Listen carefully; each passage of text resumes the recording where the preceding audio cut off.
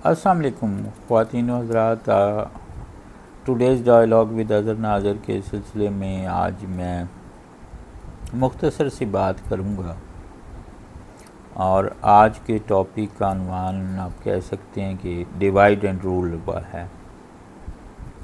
मैं आपको एक सरसरी सी मिसाल दूंगा कि मैं जिस बैंक से रिटायर्ड हूँ उसमें अनफॉर्चुनेटली कुछ जो पेंशन्स या आफ्टर सर्विस बेनिफिट्स हैं उसमें इंतज़ामिया ने बोर्ड ऑफ डायरेक्टर्स के नाम पे या ऑटोनॉमी के नाम पे जो है वो गवर्नमेंट रूल्स को जो है सरपास करते हुए खिलाफ कानून कुछ तरामीम की थी, जिससे कि पेंशनर्स की जो पेंशन का फार्मूला था पहले वो एट पार था गवर्नमेंट सर्वेंट्स के, तो वो उसको 70% से उन्होंने पहले डाउनग्रेड करके 33% किया। इसमें उस वक्त के कुछ लीडर्स भी शामिल थे जो यूनियन लीडर्स एसोसिएशंस के लोग थे, और उसके बाद उन्होंने जब शोर मचा तो उसको 50% कर दिया, लेकिन 70% वाला सिलसिला अभी तक बहाल नहीं हुआ। तो ये इसका केस भी सुप्रीम कोर्ट में से विन किया हुआ है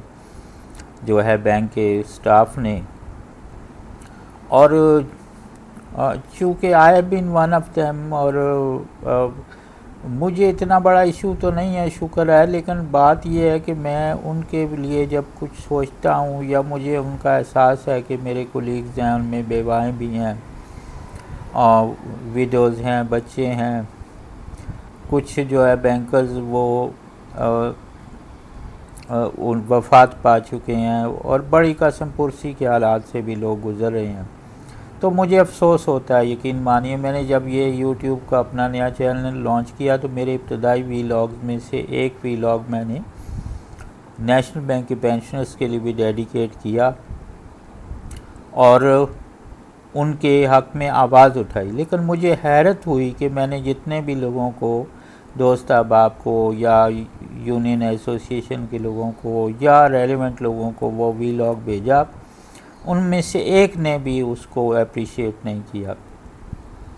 अब चले, मैं ज़ाती तौर पे तो किसी को सताइश के लिए ऐसी कोई एफ़र्ट की भी नहीं, ना मुझे किसी की सताइश दरकार है, और बैंक में जो मेरी बेलॉग सर्विस है या मेरा जो टेम्परामेंट या किरदार रहा है वो सबके सामने है, मुझे उसकी कतन कोई ज़रूरत नहीं है। लेकिन मैं एक बात की निशानदही ज़रूर करना चाहूँगा कि आज एक ग्रुप में मैंने देखा, और मैं पिछले कई बरस से देख रहा हूँ जब से इनका मसला सुप्रीम कोर्ट में ज़ेर इल्तवा है। सुप्रीम कोर्ट ने जो है हाई कोर्ट की जजमेंट को अपहोल्ड किया, बैंक की इंतज़ामिया इस वक्त रिव्यू में है, और वो रिव्यू जो है वो खालिद अनवर साहब जैसे जो है वो मशहूर व मारूफ या सीनियर वकील के जो वकला के हथकंडे होते हैं, करोड़ों रुपए की फ़ीस लेके उन्होंने लटकाया हुआ है। तो किसी हद तक वजारत ख़जाना भी इसमें शामिल है, बैंक इंतज़ामिया तो है ही। तो सुप्रीम कोर्ट में मामलात पेंडिंग है या उसमें इसका बारी नहीं आती इस रिव्यू को सुनने की, या वो उनकी कोई इसमें अभी सर-ए-दस्त दिलचस्पी नहीं या उनके पास वक्त ही नहीं है। खैर, वो एक अलग बहस है। मैं बात ये करूँगा, जो स्टाफ है उसको आपस में मुत्तहिद होना चाहिए इस सिलसिले में, लेकिन बदकिस्मती से मैंने आज भी एक ग्रुप में देखा कि वो आपस में ही दस्तों गिरेबां हैं। कोई कह रहा है जी ये नून लीग के दौर में हुआ था, इसके लिए जो है वो उस वक्त के वज़ीर ख़जाना जो है मौसूफ ज़िम्मेदार हैं। कोई जो है वो कप्तान की साइड ले रहा है कि उस दौर में अगर ये मसला हल नहीं हुआ, पिछले 4 साल इन्होंने भी, इंसाफियत ने भी हुकूमत की है और डेली बेसिस पे इमरान खान, असद उमर को भी अपील जाती रही हैं, लेकिन किसी ने इसको दरखौर इतना समझने की ज़रूरत महसूस नहीं की, ना समझा।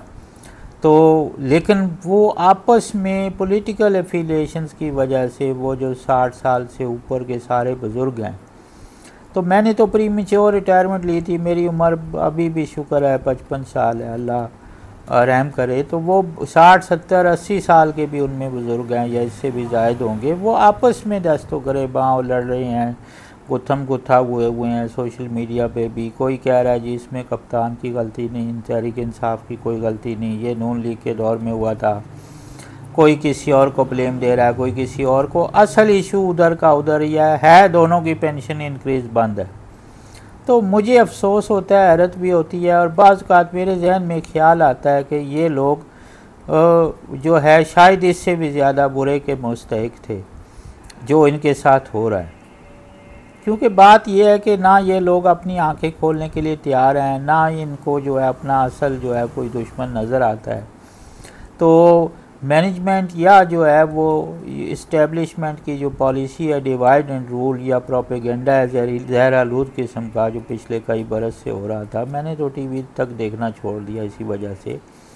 तो ये जो सादा लोग जहन है वो इसका शिकार हो चुके हैं। मेरी आज की जो है 120 लफ्ज़ों की कहानी का उन्वान भी प्रोपेगेंडा है। मैंने इस पे पहले नज़में भी लिखी हैं, लेकिन मेरी एक दफ़ा फिर गुजारिश है कि खुदा अपनी आंखें खोलें। हमने 4 दिन अच्छे इदारों में पढ़ा है और हम इस प्रोपेगेंडे और हकीकत का फ़र्क समझते हैं और समझते हैं कि हमें अपने इसी की रोशनी फैलानी चाहिए। हम फैला रहे हैं।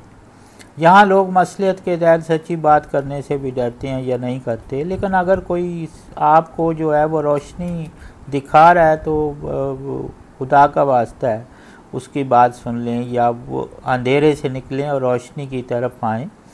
तो ताकि आप खुद से जब आप डिवाइड एंड रूल की पॉलिसी और इस किस्म के इस्टेब्लिशमेंट या मैनेजमेंट के प्रोपेगेंडे का शिकार होके आपस में ही उलझ रहे हैं, तो फिर बात यह है कि आपके मसाइल अगर हल नहीं होते तो इसके बड़े ज़िम्मेदार आप खुद हैं।